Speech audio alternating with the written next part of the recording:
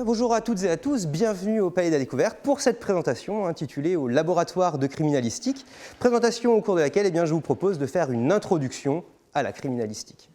Et vous êtes à peine arrivé que j'ai déjà une question pour vous. À votre avis, lorsque l'on fait de la criminalistique, que fait-on ?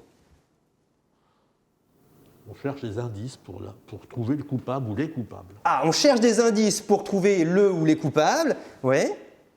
D'autres idées ? On mène des enquêtes. On mène une enquête. Alors, une enquête sur quoi ? Sur la recherche d'indices et... Sur les traces qui sont laissées sur les lieux. Sur des traces qui sont laissées. Alors, sur quel lieu ? Sur un crime, la scène du crime. Sur la scène du crime. Les processus la progression de ce qui s'est passé. Ah, on veut essayer de comprendre ce qui s'est passé, effectivement. Alors, pour comprendre ce qui s'est passé, on fait quoi ? On prend des photos, Oui, effectivement, on va avoir besoin de prendre des photos. On appelle ça figer, du coup, la scène de crime. On collecte des informations. On collecte des informations, des traces, par exemple des traces matérielles. Et ensuite, qu'est-ce qu'on en fait de ces traces matérielles ? On les analyse. On les analyse et on les analyse où ? Dans un laboratoire. Dans un laboratoire. Donc il peut y avoir des analyses qui sont faites directement sur place et puis des analyses complémentaires, effectivement, qui sont faites dans un laboratoire. Eh bien, faire de la criminalistique, c'est faire ce que vous venez de dire, à étudier techniquement et scientifiquement une scène de crime afin de comprendre ce qui s'est passé. Par contre, point extrêmement important, c'est que quand on fait de la criminalistique, on ne dit pas qui est coupable, qui est innocent. Ça, c'est le travail des juges, des jurés. On va juste donner des preuves scientifiques qui vont étayer le dossier. Mais comme on le voit dans les séries parfois, c'est eux qui vont directement mettre les coupables en prison. Ça ne se passe pas comme ça dans la réalité. Il y a des choses dans les séries qui sont très bien faites et puis il y a des choses qui sont un petit peu différentes dans la réalité. On aura le temps un petit peu d'en discuter.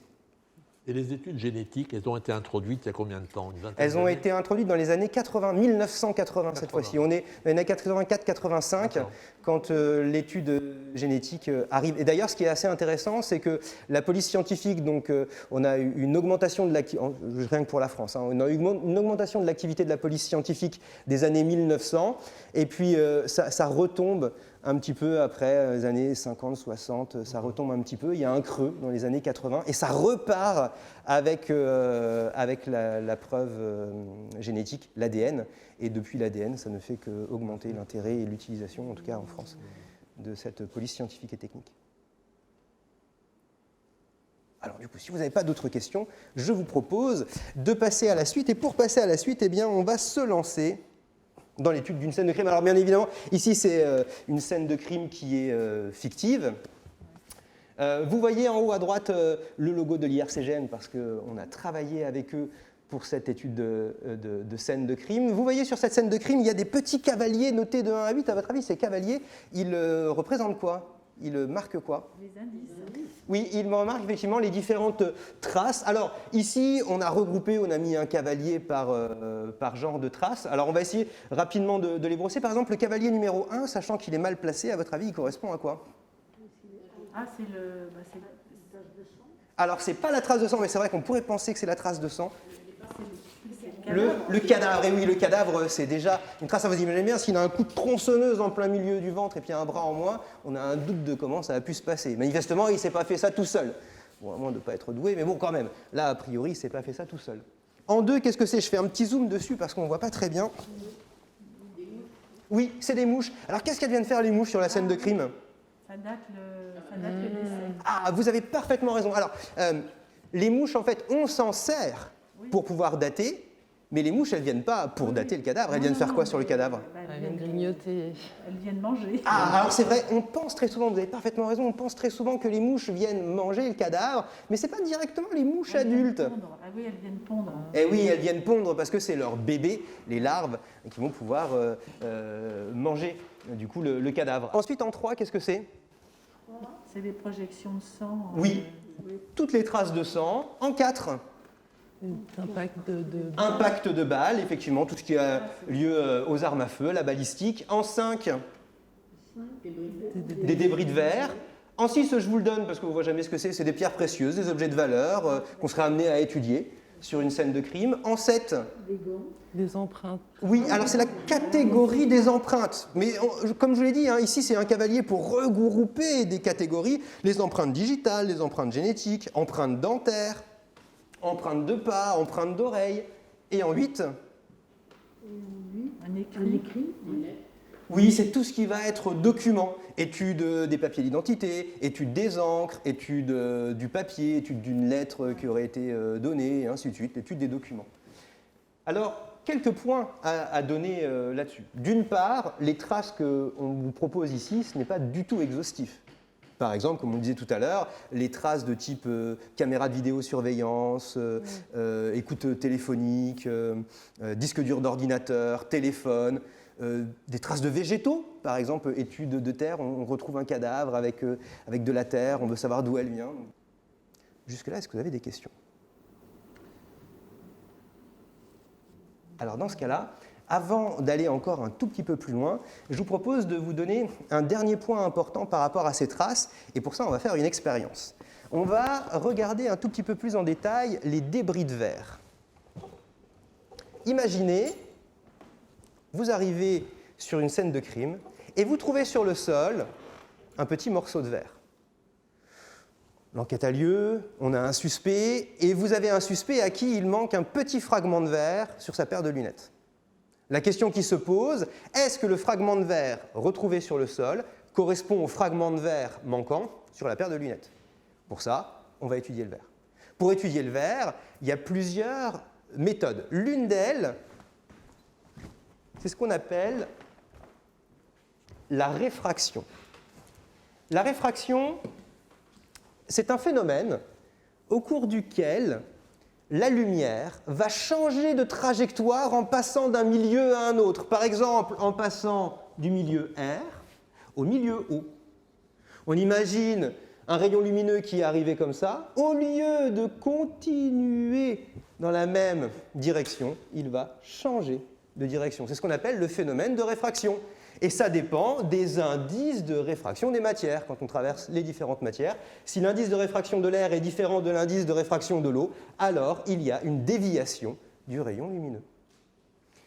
Ce phénomène-là, vous l'avez peut-être déjà observé si vous avez laissé tomber, je ne sais pas, une petite boucle d'oreille ou un petit objet dans l'eau. Vous aviez de l'eau jusqu'à la taille, vous avez fait tomber un petit objet dedans, vous essayez d'aller le chercher et tiens, il n'est pas là où vous le voyez. C'est à cause de ce phénomène-là. Peut-être que certains ou certaines d'entre vous pêchent au harpon. Hein, si on pêche avec un harpon et qu'on voit le poisson à un endroit, ah bah zut, il n'était pas là où on le voyait. C'est à cause de ce phénomène-là. Eh bien, on peut utiliser ce phénomène pour étudier le verre. Comment ça marche? Eh bien, mettons la caméra.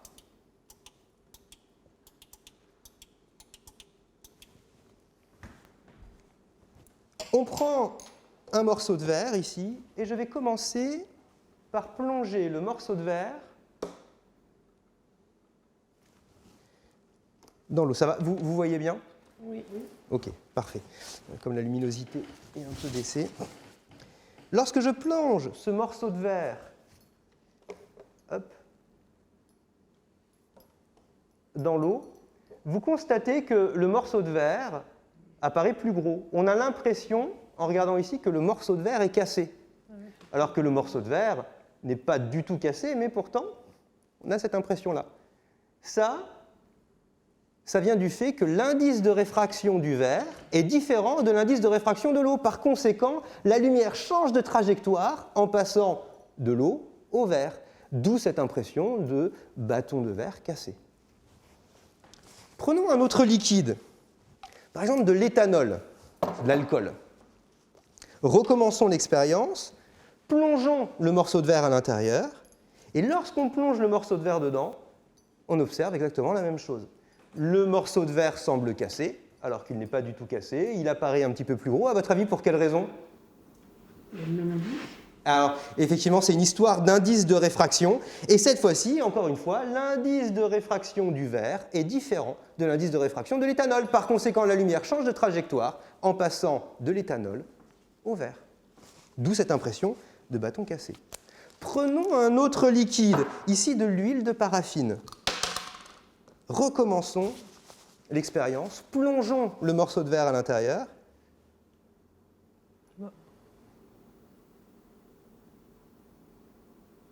Et cette fois-ci, qu'est-ce que vous constatez? Il disparaît. Ouais, le morceau semble disparaître. À votre avis, pour quelle raison? Parce que c'est gras, Oui. c'est le ouais, côté gras. Densité, Alors, il pourrait y avoir une idée de densité. En fait, la raison ici, c'est que les indices de réfraction sont les mêmes. L'indice de réfraction du verre est le même que celui de l'huile de paraffine. Par conséquent, la lumière ne change pas de trajectoire en passant de l'huile au verre. Et comme la lumière ne change pas de trajectoire, eh bien, le morceau de verre semble disparaître. Si j'introduis le morceau de verre doucement, vous constatez au départ, hop, on le voit un tout petit peu, puis après il disparaît, tout simplement parce que parfois j'arrive à enfermer une bulle d'air. Et quand on enferme la bulle d'air, entre l'air et le verre, il y a une différence. Une fois que la bulle d'air éclate, cette différence d'indice de réfraction n'est plus, et le morceau de verre semble disparaître. Alors comment est-ce qu'on utilise ça concrètement? Eh bien, on fait ce qu'on appelle de l'oléoréfractométrie, de la réfraction avec des huiles. On va prendre le morceau de verre qu'on a trouvé sur la scène de crime. S'il est trop gros, on en prélève un petit bout. On se met sous un microscope et puis on va ajouter différentes huiles sur le morceau de verre, jusqu'à ce que le morceau de verre semble disparaître. Comme on connaît les huiles que l'on met et comme on connaît l'indice de réfraction des huiles, une fois que le morceau de verre semble disparaître, c'est qu'il a le même indice de réfraction que l'huile que l'on vient de mettre. Du coup, on en déduit l'indice de réfraction du verre qu'on vient de trouver. Vous avez un suspect à qui il manque un fragment d'air, vous prenez sa paire de lunettes, on prélève un fragment de verre et on recommence la même expérience. Et on voit si le morceau de verre prélevé sur la paire de lunettes semble disparaître avec le même liquide que celui qu'on a retrouvé sur la scène de crime. parce qu'entre vos lunettes et mes lunettes, il peut y avoir une grosse différence. Alors, je vais en discuter juste après parce que c'est la conclusion de cette... Mais vous avez raison, c'est une excellente remarque ce que vous êtes en train de faire. Alors, pour y arriver, réfléchissons un tout petit peu. Imaginez le morceau de verre que vous avez retrouvé sur la scène de crime n'a pas le même indice de réfraction, enfin ne semble pas disparaître avec le même liquide que le morceau de verre prélevé sur la paire de lunettes. Qu'est-ce que vous pouvez en conclure? C'est pas le même. Que ce sont des verres qui sont différents. Oui, ça on peut le conclure. Est-ce que vous pouvez en conclure que le suspect est innocent? Non. Est-ce qu'on peut en conclure que le suspect n'est pas venu sur la scène de crime? Non plus. Ça se trouve, c'est lui le coupable, il est venu sur la scène de crime, mais juste le morceau de verre, c'est un verre qui a été cassé à un autre moment. Donc on ne peut juste en déduire qu'une seule chose, c'est que les morceaux de verre sont différents. Okay. Maintenant, imaginez l'inverse. Les deux morceaux de verre semblent disparaître avec le même liquide. Qu'est-ce qu'on peut en conclure? Il y a des chances que ce soit le même verre. Vous avez parfaitement raison. Il y a une probabilité non négligeable pour que les deux morceaux de verre proviennent de la même source. Par contre, on n'est pas sûr à 100% que les deux morceaux de verre proviennent de la même source. Pourquoi? Parce que des morceaux de verre qui ont les mêmes indices de réfraction, il en existe plusieurs. Plein de morceaux de verre différents qui peuvent avoir les mêmes indices de réfraction. Donc, ça ne veut pas dire que le suspect est coupable, ça ne veut pas dire qu'il est innocent, ça ne veut même pas dire que c'est bien le morceau de verre qui provient de sa paire de lunettes, mais c'est juste un indice supplémentaire. Ça veut dire que quand on fait de la criminalistique, on ne se contente jamais d'une seule trace, jamais d'un seul indice. On va récupérer l'ensemble des traces, étudier l'ensemble des traces et réessayer de comprendre ce qui s'est passé avec l'ensemble des traces, jamais avec une seule. Et en plus de ça, pour chacune des traces, je vais remettre la petite scène de crime de tout à l'heure.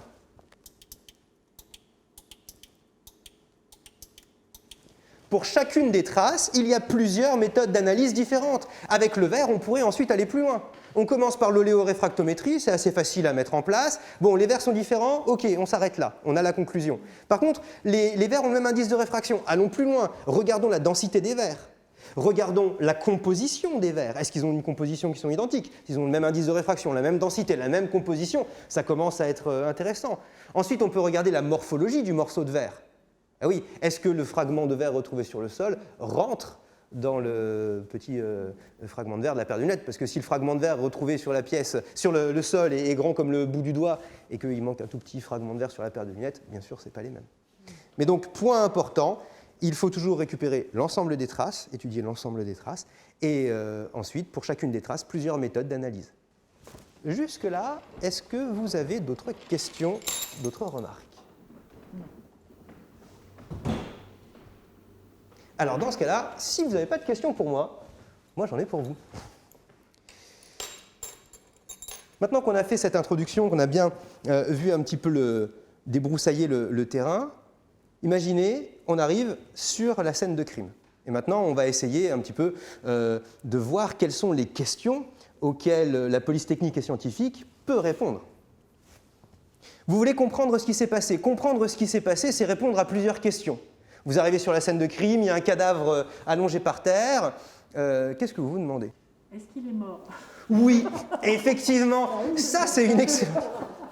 Et c'est très bien parce que très souvent, on l'oublie celle-là. On oublie de me la dire, oui, parce que si vous commencez l'autopsie alors qu'il est encore vivant, c'est dommage.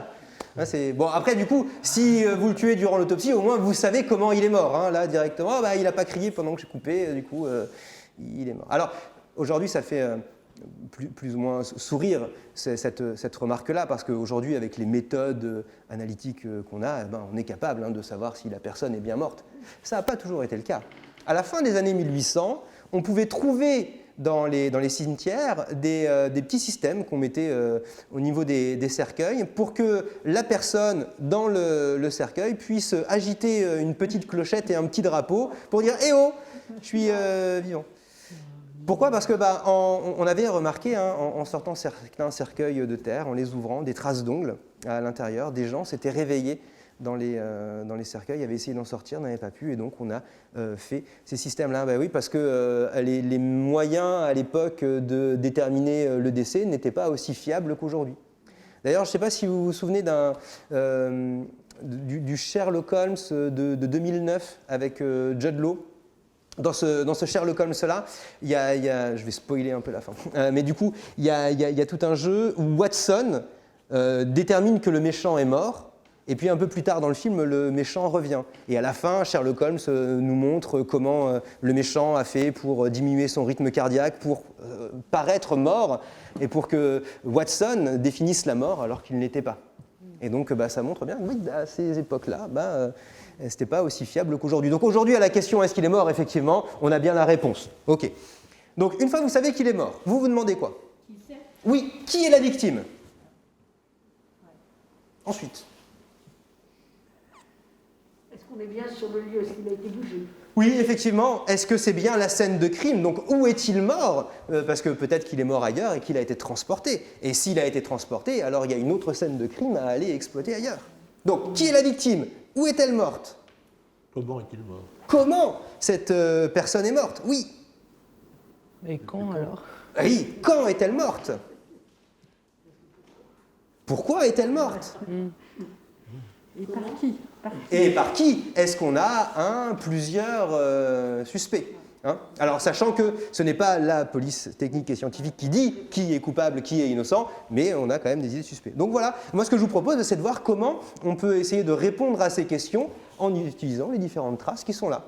Vous voulez savoir qui est la victime? Alors vous avez essayé de lui poser la question, mais le bougre, il ne répond pas, je vous rappelle, il est mort. Donc vous voulez savoir qui c'est, comment vous faites?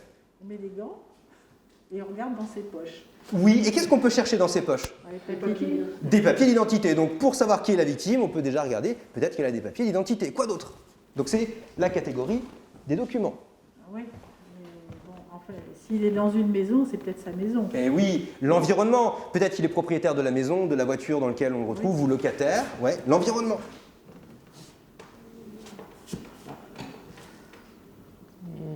Ces empreintes. Et oui, la catégorie des empreintes, les empreintes digitales, les empreintes génétiques, les empreintes dentaires peuvent peut-être nous aider. Tiens, d'ailleurs, en parlant des empreintes digitales, génétiques, est-ce que vous avez une idée de la raison pour laquelle on peut utiliser ces empreintes digitales ou ces empreintes génétiques? Si on prend l'exemple des empreintes digitales, qu'est-ce qui fait qu'on peut les utiliser? Elles sont toutes différentes. Oui, elles sont différentes. En tout cas, la probabilité d'avoir deux empreintes digitales identiques est extrêmement faible. Puisque les empreintes digitales vont, notamment les minuties, donc quand vous regardez vos doigts, il y a des dessins, il y a des creux. Tiens, d'ailleurs, les doigts ne sont pas lisses. Les doigts ne sont pas lisses. Si on avait les doigts complètement lisses, ce serait difficile aussi d'attraper des choses. Donc c'est plutôt bien que les doigts soient pas lisses. Donc il y a des creux, il y a des bosses. Quand vous posez votre doigt quelque part, qu'est-ce que vous déposez quand vous posez votre doigt quelque part? Ouais, de la graisse, de la sueur. Comme vous avez des creux, des bosses, des crêtes et des sillons, eh bien vous avez le gras qui va se trouver dans les creux. Hein, quand on regarde le doigt, hop.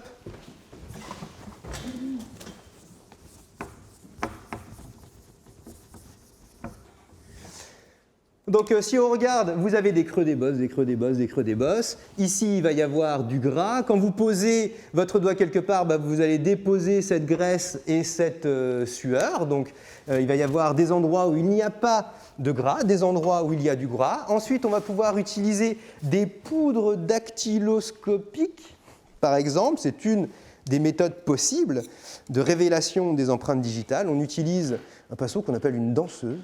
Voilà. Un petit peu de poudre, et puis on va pouvoir mettre de la poudre un peu partout. Sauf que la poudre va adhérer uniquement là où il y a le gras et la sueur. Et on va comme ça pouvoir révéler le dessin. Donc c'est une des manières de révéler ces dessins. Et ces dessins sont propres à chacun puisqu'ils sont faits dans le ventre de la mère avec les mouvements qui se produisent à l'intérieur du corps. Donc ces dessins sont propres à chacun. Et est-ce que pour les jumeaux, c'est les mêmes, ils ont les mêmes empreintes?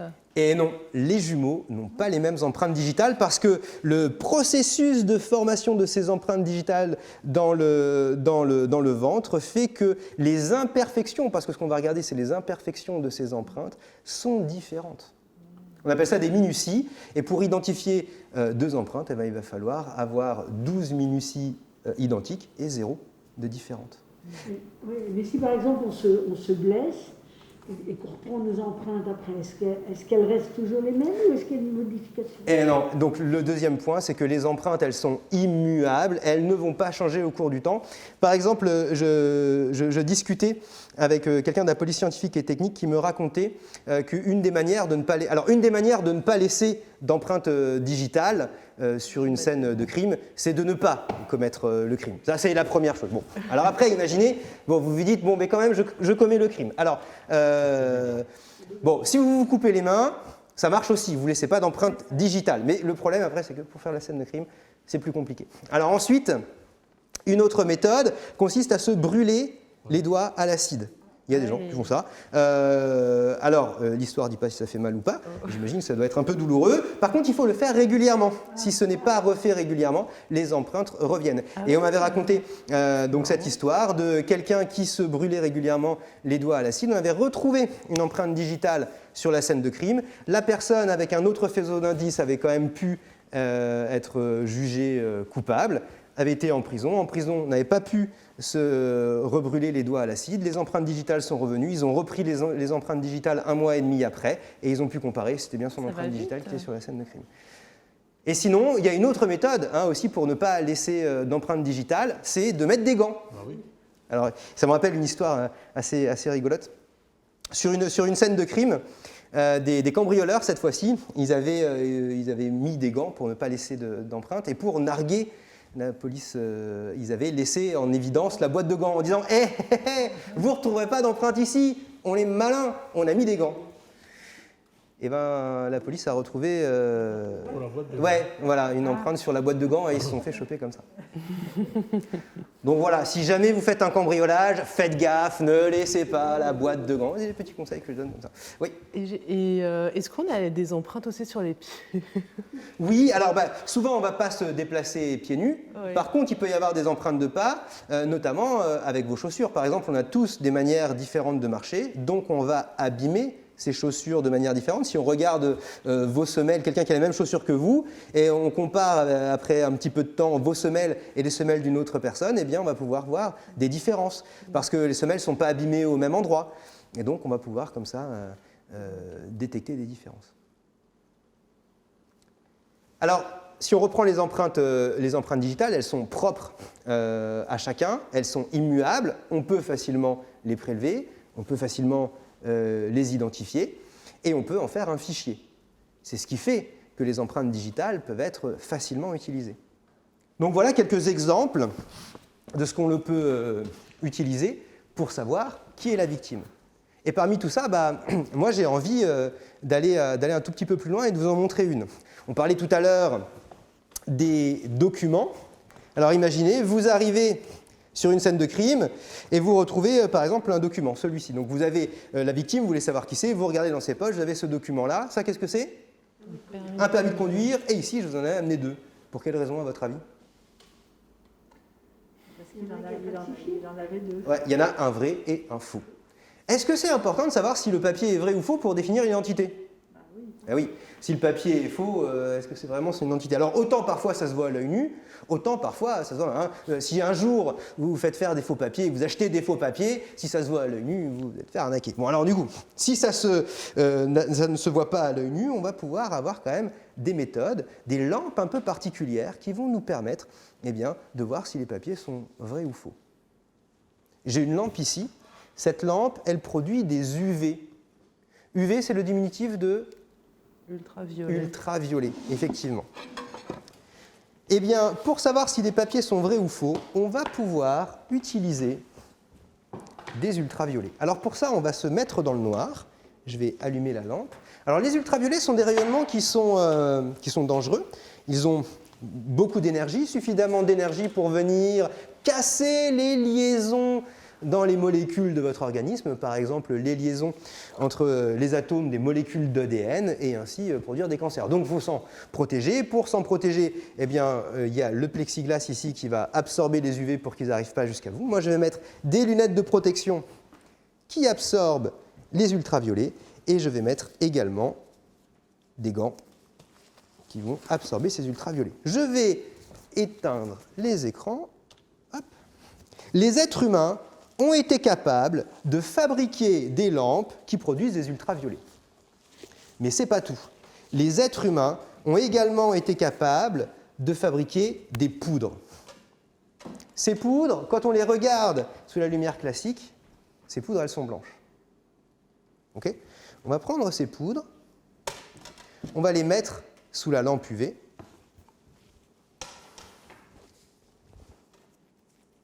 Et on va allumer la lampe. Qu'est-ce que vous observez? Des différentes couleurs. Regardez, si j'éteins la lampe, que se passe-t-il? C'est blanc. Plus rien. On éteint la lampe, effectivement, il ne se passe plus rien. J'allume la lampe, les poudres deviennent rouge, vert et bleu. Le rouge, le vert, le bleu, c'est dans les couleurs de l'arc-en-ciel. C'est un rayonnement visible.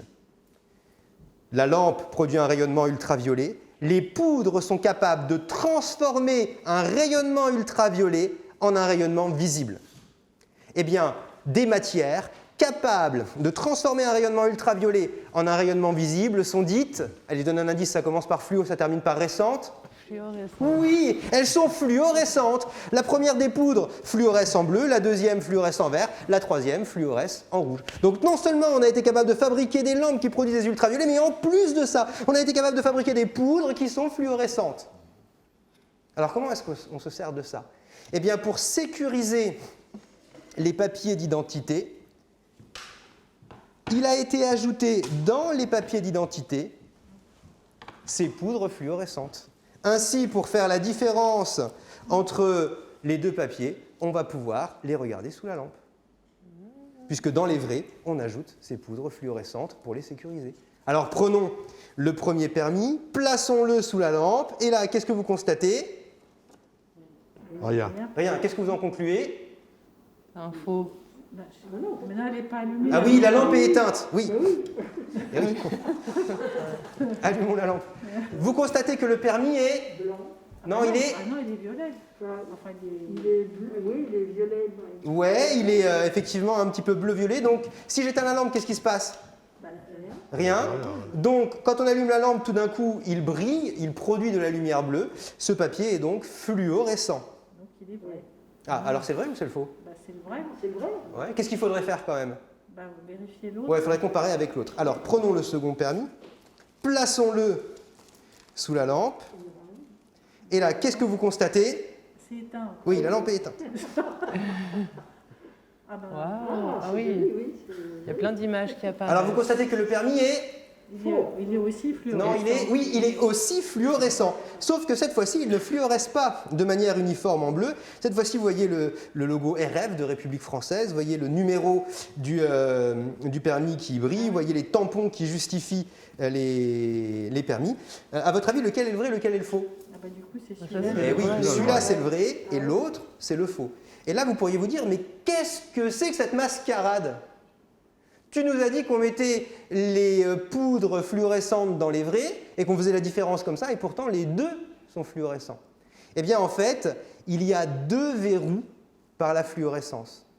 Le premier, c'est que pour faire le faux papier, qu'est-ce que j'ai fait? J'ai pris le permis et je l'ai photocopié. Je l'ai photocopié sur du papier blanc, le papier classique, le papier d'imprimante. Or, ces papiers, pour qu'ils soient bien blancs, les industriels ajoutent dans le papier des substances qui fluorescent en bleu qu'on appelle des azurants optiques. Ça permet de rehausser l'éclat du blanc. Les vrais papiers d'identité ne contiennent pas d'azurant optique. Donc si vous voulez faire des faux papiers, la première chose, c'est de trouver du papier qui ne contient pas d'azurant optique. Et puis une fois que vous avez trouvé le papier qui ne contient pas d'azurant optique, il faut réussir à introduire à l'intérieur les bonnes substances fluorescentes. Et ça, c'est pas facile. Alors ce qui est vrai pour le permis de conduire, c'est vrai pour d'autres types de papiers d'identité. Par exemple, ici, j'ai un autre papier d'identité, le passeport, effectivement. Si on prend le passeport, si on regarde à l'intérieur du passeport, par exemple ici, on ne voit pas grand-chose. Par contre, si je place le passeport sous la lampe, on voit la carte de France qui apparaît. Elle n'était absolument pas visible à l'œil nu, mais cette fois-ci, elle est révélée grâce aux ultraviolets. On change de page. Par exemple, ici, il y a un visa pour la Russie. Eh bien, on voit que le visa a également été sécurisé par fluorescence. Si on regarde à l'œil nu, eh bien, les écritures russes n'apparaissent pas, on ne les voit pas. Ici, la carte de France, on ne la voit pas. Par contre, sous la lampe, ça apparaît parce que, ces détails ont été faits avec des substances fluorescentes. Donc, une manière de savoir si un papier d'identité est vrai ou faux, eh bien, c'est de vérifier qu'il est bien fluorescent. Et pas fluorescent de manière uniforme en bleu, qu'on a bien cette fluorescence. Mais alors, on peut du coup rallumer la lumière. Alors, cette méthode aux ultraviolets ne permet pas de faire la différence entre tous les faux papiers, parce qu'il existe deux catégories de faux papiers. Il y a ce qu'on appelle les contrefaçons et il y a ce qu'on appelle les falsifications. Contrefaire, c'est je prends un vrai, j'en fais un faux. Ça, c'est une contrefaçon. Falsifier, c'est je prends un vrai et je le modifie. J'écris d'autres choses dessus. J'enlève des choses. Ça, c'est le falsifié. Autant la contrefaçon, on la voit sous ultraviolet, autant la falsification, sous ultraviolet, on ne la voit pas. Pour déterminer si un papier a été falsifié, eh bien, on a une autre méthode, non pas sous ultraviolet, mais cette fois-ci, sous un autre type de rayonnement. C'est l'infrarouge. Voilà un vrai faux permis de conduire, parce que c'est un vrai papier, mais un vrai faux papier. Voilà. Donc du coup, quand on le regarde à l'œil nu, il a l'air vrai. Quand on le place sous la lampe UV, il a l'air vrai. Par contre, quand on regarde sous infrarouge, ici c'est sous infrarouge, eh bien on voit qu'il y a des écritures, mais qu'en dessous, il y a des écritures qui n'apparaissent pas ici. Il y a des écritures qui ont été effacées et on peut comme ça voir ces écritures-là. Donc on est ici en présence d'un papier falsifié. Donc voilà comment on fait la différence entre un vrai et un faux. Et pour savoir qui est la victime, eh bien, c'est important de savoir si elle a sur elle des vrais ou des faux papiers. Donc pour savoir qui est la victime, c'est la première question que l'on va se poser. Eh bien, on peut utiliser, comme on l'a dit, les documents, on peut utiliser le visage de la personne, l'environnement dans lequel il est, ses empreintes digitales, ses empreintes génétiques, ses dents, voilà quelques méthodes pour déterminer qui est la victime. Une fois qu'on sait qui est la victime, on veut savoir quand est-ce qu'elle est morte. Alors, à votre avis, pour savoir depuis quand elle est morte, qu'est-ce qu'on peut utiliser ? Le médecin légiste peut déterminer l'heure de la mort. Oui. Vous avez parfaitement raison.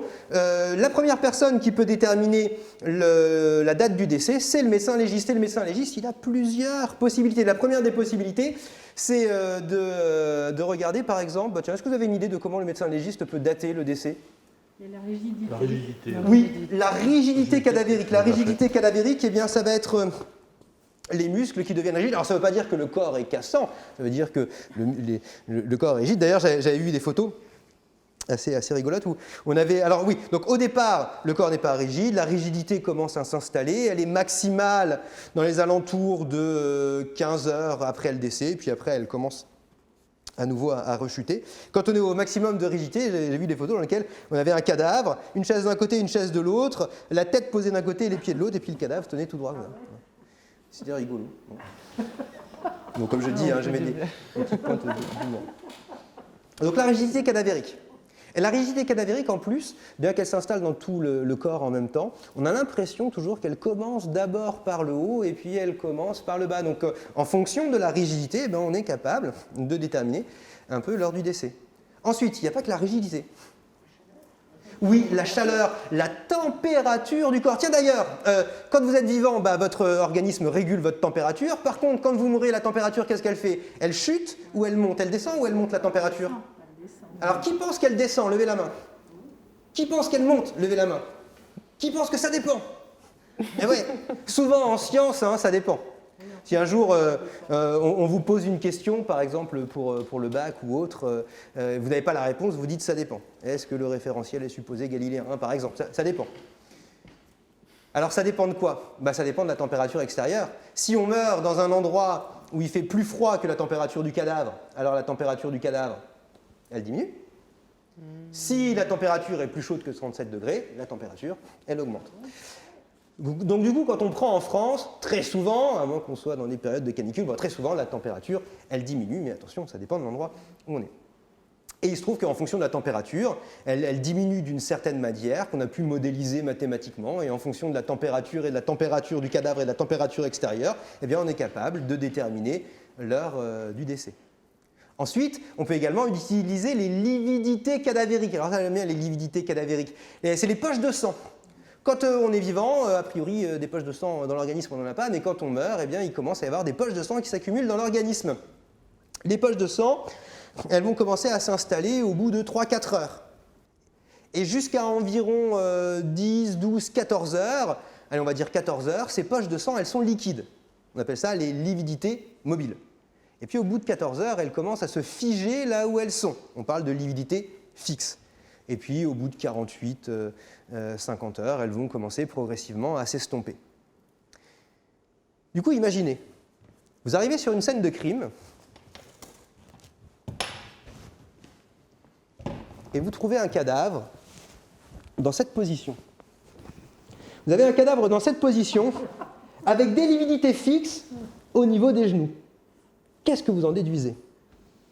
Il a été changé de position. Il a été changé de position. Ouais, effectivement. Très bonne déduction, il a été changé de position. Alors déjà, ça fait combien de temps qu'il est mort? Plus de 10 heures. Eh ouais, plus de 14 heures, effectivement. Comme les lividités sont fixes, ça fait plus de 14 heures qu'il est mort. Et comme elles sont encore présentes, ça fait moins de 2 jours. Donc vous êtes entre 14 heures et puis une cinquantaine d'heures. OK. Ensuite, effectivement, normalement, elles n'auraient pas dû être là. Elles auraient été plutôt dans les fesses, le dos. Donc on sait qu'on l'a bougé. On l'a bougé combien de temps après le décès? Eh ouais. On l'a bougé plus de 14 heures après le décès. Si on l'avait bougé avant 14 heures, les poches de sang seraient retombées. Donc vous savez que le corps est resté peut-être à plat ventre pendant plus de 14 heures, puis ensuite on l'a déplacé et on l'a mis ailleurs. Tiens, ça me rappelle une histoire, ça. La transition était calculée. Ça me rappelle une histoire. C'est l'histoire d'un mec qui en tue un autre. C'est marrant, ça commence comme une histoire drôle. Donc c'est l'histoire d'un mec qui en tue un autre, et il le tue le matin. Et puis il veut se débarrasser du cadavre. Alors, dans la panique, qu'est-ce qu'il fait? Il dit, je vais attendre la nuit pour être sûr de ne pas me faire voir, pour me débarrasser du cadavre. Et puis, il va y aller en voiture. Donc, pour être vraiment sûr de ne pas se faire localiser, il prend les plaques d'immatriculation, il enlève les plaques d'immatriculation, il met les plaques d'immatriculation dans le coffre, il prend le cadavre, il met le cadavre dans le coffre, il ferme le coffre, il attend la nuit arrive, il prend sa voiture, il va jusque dans la forêt la plus proche, il ouvre le coffre, il prend le cadavre, il le pose, il a tellement peur de se faire voir qu'il n'enterre pas le cadavre, rien du tout, juste il le laisse poser comme ça, il referme le coffre, il rentre chez lui, il remet les plaques d'immatriculation, il attend. Dès le lendemain, le cadavre est retrouvé. Et très rapidement après, le suspect est interpellé. Est-ce que vous avez une idée de Par les plaques d'immatriculation. Eh oui, par les plaques d'immatriculation. Les plaques d'immatriculation ont un relief. Le cadavre est resté plus de 14 heures sur les plaques d'immatriculation. Du coup, les poches de sang se sont fixées autour du relief de la plaque d'immatriculation et on avait comme ça la plaque d'immatriculation directement dans le cadavre. Ah ouais, incroyable. Bon, du coup, faites gaffe où vous stockez les cadavres. C'est dur de penser à tout quand on ne connaît pas tout. C'est un expert. C'est marrant, ça a commencé comme une histoire drôle, puis bon, c'est une histoire vraie quand même. Mais bon, encore une fois, c'est histoire de ne pas être trop sombre pour ces présentations-là. Jusque-là, est-ce que vous avez des questions? Alors du coup, ce qu'on vient de voir, c'est que pour déterminer le décès, on a le médecin légiste avec les méthodes dont on vient de parler. Le truc, c'est que très rapidement, au bout maximum d'une semaine, le médecin légiste ne peut plus dire grand-chose. Il va passer le relais à celui qui étudie les mouches, qu'on appelle... On a très envie de dire le mouchologue. C'est très souvent, il s'appelle l'entomologiste médico-légal. Il va utiliser les mouches pour essayer de dater le décès. Il va pouvoir le dater comme ça jusqu'à 1 an et demi après le décès. Alors c'est moins précis que le médecin légiste, mais ça permet quand même d'aller jusqu'à 1 an et demi. Au bout d'1 an et demi, il ne peut plus rien dire. Il va passer le relais à celui qui étudie le squelette, qu'on appelle l'anthropologue, qui va pouvoir lui aussi dater. Alors c'est moins précis que l'entomologiste, c'est moins précis que le médecin légiste, mais ça va pouvoir aller très très longtemps après. On est capable de dater par exemple des momies avec des fourchettes de temps qui sont intéressantes. Donc voilà les 3 différentes expertises qui peuvent avoir lieu pour dater un décès, le médecin légiste, l'entomologiste et puis l'anthropologue. Qui est la victime? Depuis quand est-ce qu'elle est morte? On veut également savoir comment est-ce qu'elle est morte. Alors pour savoir comment elle est morte, parfois c'est facile, vous arrivez, le cadavre a un coup de tronçonneuse en plein milieu du ventre, un bras en moins, bon, on a une idée de ce qui s'est passé. Parfois il peut se passer d'autres choses, on veut savoir comment elle est morte. On peut par exemple pour ça utiliser les traces de sang.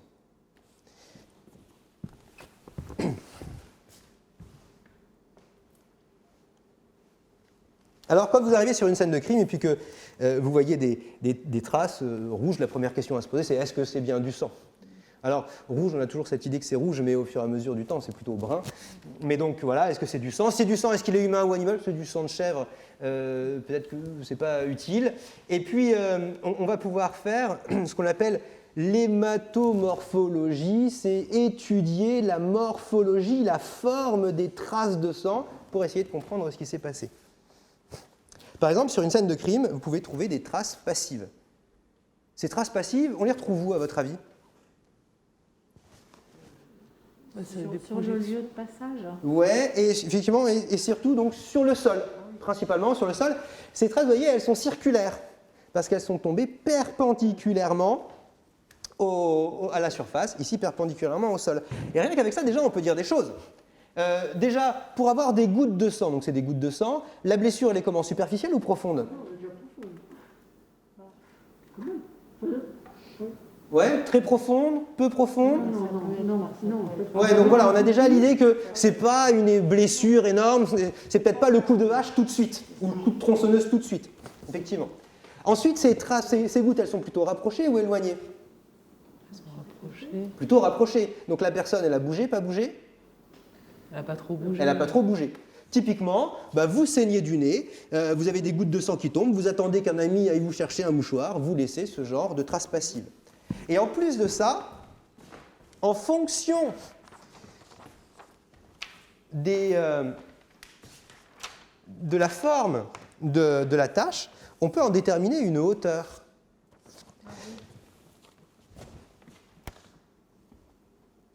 Si les gouttes, elles tombent de pas haut, si elles tombent d'un peu plus haut, d'encore plus haut, vous voyez que on a une goutte qui s'évase davantage et on a des projections sur les côtés également plus importantes. Donc en fonction de la forme circulaire, on est capable d'en déduire aussi la hauteur. Typiquement, tomber d'une hauteur d'être humain. Ensuite, vous avez un autre type de traces de sang qu'on appelle les traces de transfert. Les traces de transfert,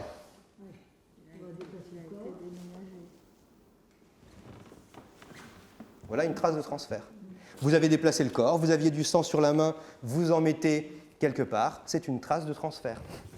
Vous avez un cadavre, vous prenez le cadavre et vous tirez, il est lourd, le cadavre, eh bien, ce cadavre saigne, vous allez laisser des traces de transfert. Eh bien, avec ce genre de traces, on peut en déduire ce qui s'est passé. Par exemple, vous arrivez sur une scène de crime et vous trouvez un cadavre allongé par terre, comme ça.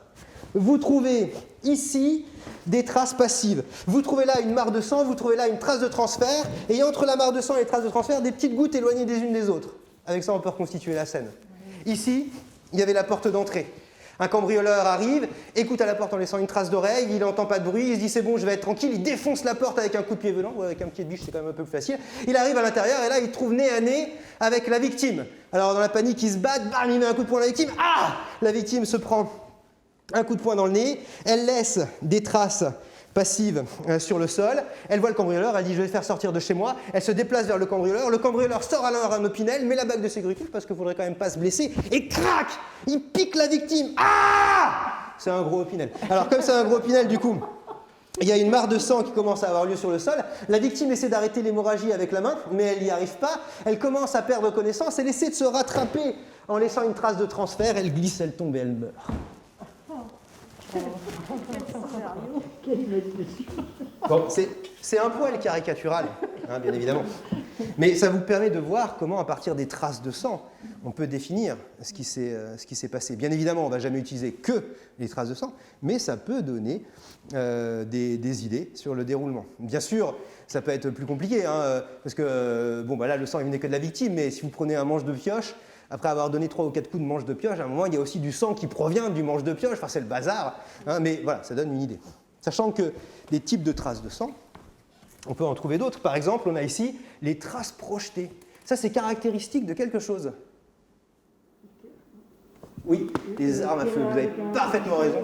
On voit les professionnels, caractéristiques des armes à feu, quand le sang est brumisé, comme ça. Et puis, quand on a du sang un peu plus giclé, comme ceci, ça c'est plutôt caractéristique des objets contondants ou des objets coupants. Vous avez la victime qui est là, vous prenez un manche de pioche, un club de golf, une batte de baseball, soyez créatifs. Bam! Le sang arrive. Vous voyez que le sang, cette fois-ci, il arrive avec un angle qui n'est pas perpendiculaire à la surface. Donc du coup, on va avoir des morphologies de traces un petit peu différentes. Et en reliant par des traits ces différentes gouttes, en passant par le bord du dessous, le bord du dessus, on obtient ici ce qu'on appelle un point de projection. À partir de ce point de projection et de quelques modèles mathématiques, eh bien, on est en mesure de remonter à, par exemple, l'angle d'attaque, la distance, la hauteur, et ça peut donner comme ça des indications. Vous avez un suspect qui est tout petit avec plutôt un angle d'attaque qui est très haut, vous dites, bah, tiens, est-ce que ce suspect a bien pu donner un coup aussi haut? Donc voilà comment on peut utiliser les traces de sang pour essayer de comprendre comment la victime est morte. Jusque-là, est-ce que vous avez des questions? Non. Alors, on peut aller encore un peu plus loin. Parce que tout à l'heure, on se disait qu'on veut savoir aussi où cette personne est morte. Qui est la victime? Depuis quand est-ce qu'elle est morte? Comment est-ce qu'elle est morte? Alors, bien évidemment, savoir comment est-ce qu'elle est morte, il y a tous les autres traces aussi qui peuvent être utilisées. Où est-ce qu'elle est morte? Alors, parfois, c'est évident, puis parfois, ça ne l'est pas. Vous arrivez sur la scène de crime, un cadavre, un bras en moins, un coup de tronçonneuse en plein milieu du ventre, et il n'y a pas une goutte de sang. Alors, peut-être qu'il est mort ailleurs et on l'a déplacé, peut-être qu'il est mort ici et on l'a nettoyé. Alors, on veut essayer de savoir. Il va donc essayer de détecter des traces de sang qui a potentiellement été nettoyées. Pour détecter des traces de sang potentiellement nettoyées, on a 2 grandes méthodes, enfin 3. La première, c'est à l'œil nu, parce que la police technique qui va directement sur la scène de crime, elle peut voir des choses ils sont entraînés à voir des choses que nous, on ne voit pas, donc ils peuvent reconnaître des traces de sang là où nous, on passe et puis on dit il n'y a rien. Donc à l'œil nu déjà. Si à l'œil nu ne voit rien, ils peuvent utiliser une lampe un peu particulière qu'on appelle le polylight, qui va permettre, vous avez peut-être déjà vu sur dans les séries, hop, on met des lunettes comme ça avec un filtre jaune, on éclaire la scène de crime en bleu, et en faisant ça, on va pouvoir avoir une scène en noir et blanc avec un contraste foncé en voyant en noir les traces de sang.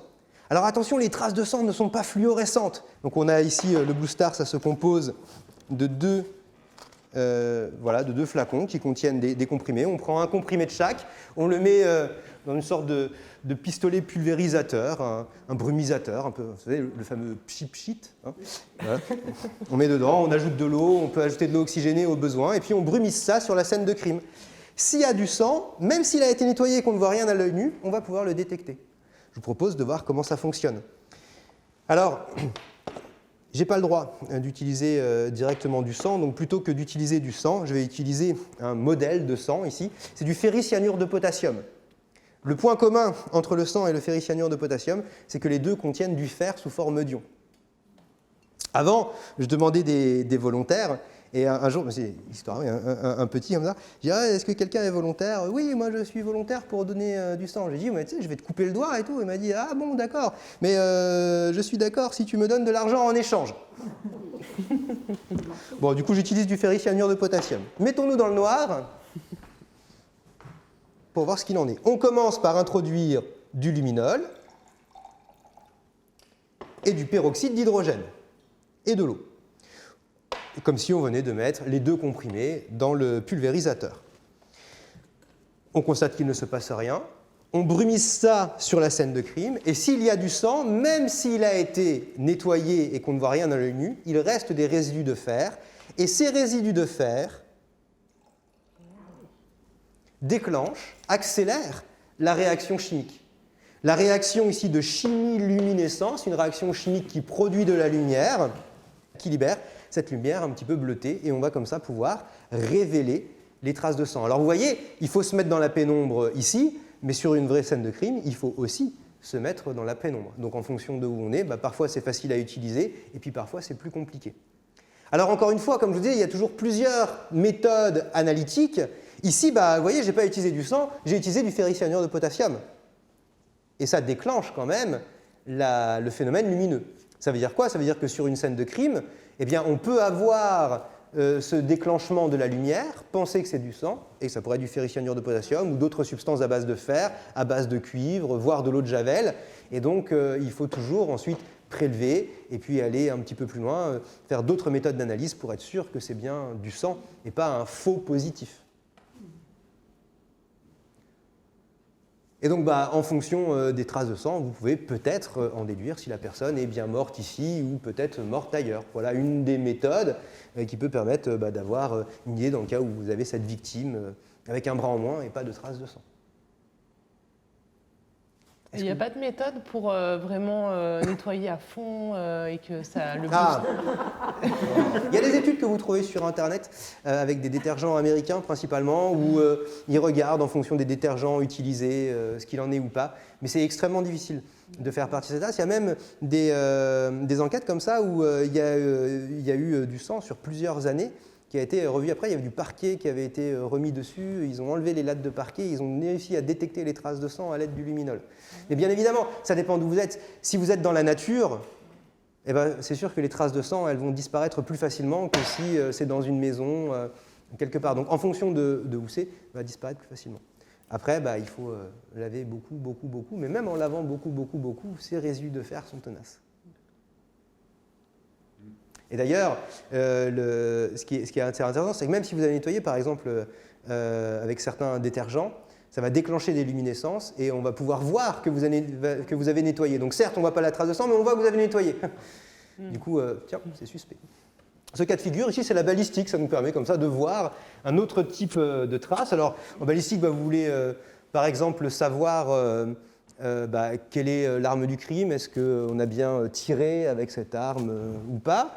Et puis, parfois, vous êtes dans ce cas de figure-là où vous arrivez, vous avez un cadavre par terre. À côté du cadavre, une arme à feu. Vous constatez que l'arme à feu, c'est l'arme qui a été utilisée pour tuer la victime. Sur l'arme à feu, vous trouvez les empreintes digitales de Bob. Bob est donc suspect. Les empreintes digitales se trouvent dessus. Quand il se fait interroger, Bob, il dit mais non, mais que c'est pas lui, c'est le meilleur ami de Patrick, la victime, c'est son meilleur ami. C'est pas lui qui aurait pu le tuer, non. Si ces empreintes digitales sont dessus, c'est parce que c'est lui qui a découvert le cadavre.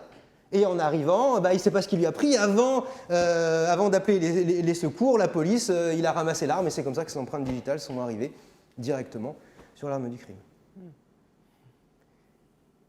Alors bon, est-ce qu'on croit Bob? Est-ce qu'on va un petit peu plus loin? On peut essayer d'aller un petit peu plus loin. Pour aller un petit peu plus loin, on peut essayer de voir si Bob a tiré avec l'arme. Parce que quand on tire avec une arme à feu, eh bien, ça libère de la poudre. Cette poudre, en fonction de ce qu'on trouve dans les armes à feu, contient généralement du barium, de l'antimoine, du plomb et du zinc. Et vous voyez que cette poudre, elle part vers l'avant, elle part vers l'arrière. Il y a donc de la poudre qui va partir vers les mains, vers les vêtements, vers le visage de celui qui a tiré. Donc on va pouvoir essayer de détecter si sur ses mains, ses vêtements, son visage, il a ces traces de poudre. Avant ça, il y a même autre chose de très intéressant, c'est que vous voyez, il y a aussi de la poudre qui part vers l'avant. Et on va pouvoir aussi, grâce à ça, faire la différence entre un bout touchant, un bout portant et puis un tir à plus longue distance. Si la personne est tuée à bout touchant, donc par exemple le canon qui touche la peau, vous allez avoir des traces particulières, notamment de brûlures autour de l'impact et de la poudre. Hop, vous allez tamponner les mains du suspect, et puis s'il a tiré, il y a des résidus de barium, de zinc, d'antimoine dessus. Vous allez pouvoir ensuite analyser ce tamponnoir. Plusieurs manières d'analyser le tamponnoir, je vous en montre une. Toujours dans ces méthodes physico-chimiques, cette fois-ci, elle est basée encore une fois sur la lumière. Une des choses que l'on peut faire, c'est brûler le tamponnoir pour voir ce qui se passe. Pour brûler le tamponnoir, je vais commencer par mettre un petit peu d'alcool pour enflammer le coton. Hop. On prend le tamponnoir et on le brûle. On fait ce qu'on appelle de l'émission atomique. Alors, je ne vais pas utiliser le barium, l'antimoine, le plomb, le zinc. Certains sont difficiles à voir à l'œil nu. D'autres peuvent être toxiques à utiliser. Donc là, je vais utiliser des qui ne sont pas toxiques. Imaginez, sur les mains du suspect, il y avait du lithium. Alors dans ce cas-là, il va y avoir du lithium sur le tamponnoir. Et en brûlant le tamponnoir, la flamme, à cause du lithium contenu sur le tamponnoir, elle devient de quelle couleur? Rouge. Si maintenant, sur les mains du suspect, il y avait du cuivre, alors il y a du cuivre sur le tamponnoir, et dans ce cas-là, la flamme, elle devient de quelle couleur? Verte. Si sur les mains du suspect, il y a maintenant du strontium, alors dans ce cas-là, il y a du strontium sur le tamponnoir, et en brûlant le tamponnoir, on constate que la flamme devient comment? Ouais, rouge avec quelques petits reflets verts. Alors vous voyez, autant on fait bien la différence entre le cuivre et les deux autres, autant entre le lithium et le strontium, ce n'est pas forcément évident. Donc là, je suis en train de vous montrer le principe de la machine. Dans la réalité, ça se fait dans une machine et on a des appareils qui vont récolter la lumière et mesurer la lumière. Ça ne se fait pas à l'œil nu. Parce que là, vous avez vu, j'ai mis des quantités importantes de matière. On n'en a pas autant quand on fait le tamponnoir. Donc bien sûr, c'est juste pour vous montrer le principe. Et là, ce qui est intéressant... Oui, Il s'est lavé les mains. Ah! Alors s'il s'est lavé les mains, même en se lavant les mains, il peut rester un petit peu de résidus de poudre au niveau des ongles, au niveau des vêtements, au niveau du visage. Bien évidemment, cette méthode-là, elle va de toute façon fonctionner aussi si le suspect est retrouvé rapidement. On va pouvoir, plus ça tarde, et plus c'est difficile. Ce qui est aussi intéressant avec cette méthode-là, c'est que ça me permet de faire une autre différence entre des méthodes globales et des méthodes plus précises. Ici, bien sûr, là j'ai fait séquentiellement, d'abord une matière, puis l'autre, puis la troisième. Dans la réalité, tout est mélangé. Et donc dans la réalité, si on utilise cette méthode-là, eh ben, on va analyser l'échantillon dans sa globalité. Donc encore une fois, ce qui est important, c'est que juste une seule analyse d'une seule trace ne peut pas permettre d'arriver à la conclusion. Il faut vraiment récupérer l'ensemble des traces. Et puis on peut avoir des méthodes plus précises, notamment avec des appareils à rayons X, des microscopes électroniques qui vont permettre de voir, tiens, est-ce que les résidus qu'on a trouvés, est-ce qu'ils ont été chauffés par exemple ou pas? Parce que si ça n'a pas été chauffé, il peut y avoir par exemple des résidus de zinc, parce qu'on a manipulé quelque chose à base de zinc, mais ça n'a pas été chauffé, donc ce n'est pas des résidus de poudre d'arme à feu, c'est autre chose. Donc on va avoir d'autres types encore de méthodes complémentaires d'analyse pour être sûr que ça provient d'une arme à feu et pas d'autre chose, et que ce n'est pas des résidus qui proviennent d'ailleurs. Donc, pour conclure, le point qui est extrêmement important, c'est que lorsqu'on fait de la criminalistique, on va étudier donc scientifiquement une scène de crime avec deux grandes activités. Une première qui consiste à figer la scène de crime, qui consiste à déceler, prélever et envoyer et maintenir sous scellé pour garder dans... Parce que les personnes de la police technique qui sont sur le terrain, elles doivent faire en sorte que les échantillons puissent se conserver pour pouvoir les envoyer ensuite au laboratoire. Et ensuite, au laboratoire, on va pouvoir les exploiter. Et donc, on récupère l'ensemble des traces, on étudie l'ensemble des traces, et c'est avec tout ça qu'on va pouvoir comprendre ce qui s'est passé en répondant aux questions dont on a parlé dans la globalité. Jamais une seule trace. Et toute seule. Et ce qui est important, c'est que ça va donner ce qu'on appelle des preuves techniques et scientifiques. À ces preuves techniques et scientifiques données par la criminalistique, on va avoir d'autres preuves pour l'enquête. Par exemple, des preuves de constatation directe par un enquêteur, par un policier, un gendarme qui aurait vu quelque chose. On va avoir des témoignages, on va avoir des aveux. Et le juge va récupérer d'un côté ces preuves techniques et scientifiques et de l'autre les 3 preuves dont on vient de parler pour avoir l'intime conviction de ce qui s'est passé. Mais même si aujourd'hui la police technique et scientifique prend beaucoup plus de place, il y a toujours une place pour ces autres preuves dont on vient de parler, et c'est l'ensemble de tout ça qui permet de comprendre dans la globalité ce qui s'est passé et de définir qui est coupable, qui est innocent. Voilà un petit peu ce que l'on pouvait dire par rapport à cette introduction à la police scientifique. Est-ce que vous avez des questions pour finir cette présentation ? Ça intervient souvent dans des constatations. Il y a beaucoup de... Donc, est-ce qu'on a une intervention de la police, de la gendarmerie, souvent dans les scènes, c'est ça la question ? Oui. Enfin, du coup, je veux dire, en fait, si vous avez des catégories de morts qui font qu'on intervient... Et ben, du coup, c'est une excellente question. Et pour répondre à votre question, je vais me permettre de passer la parole. On a la chance aujourd'hui d'avoir 2 personnes de l'IRCGN qui sont avec nous. Et peut-être que directement, elles pourront répondre à cette question. Sur la quantité, peut-être, sur le nombre de scènes sur lesquelles ils sont amenés à intervenir, c'est ça ? Alors, je n'ai pas le chiffre en tête. Je ne peux pas vous donner de chiffres précis. En revanche, on intervient de plus en plus souvent. Parce que la preuve matérielle prend de plus en plus de place au niveau du procès pénal. Clairement, les aveux ne suffisent plus. Ce n'est pas parce que celui qui l'a dit est celui qui l'a fait. D'autre part, il y a une chose qui a été très bien évoquée dans l'intervention, c'est le cumul des preuves et qu'une seule ne suffit pas. Mais il y a en plus le fait qu'on ne sait pas laquelle va tout déclencher. D'où l'intérêt de récupérer un maximum de traces qui vont devenir des indices une fois qu'ils sont exploités à des fins judiciaires, c'est la différence entre la trace et l'indice.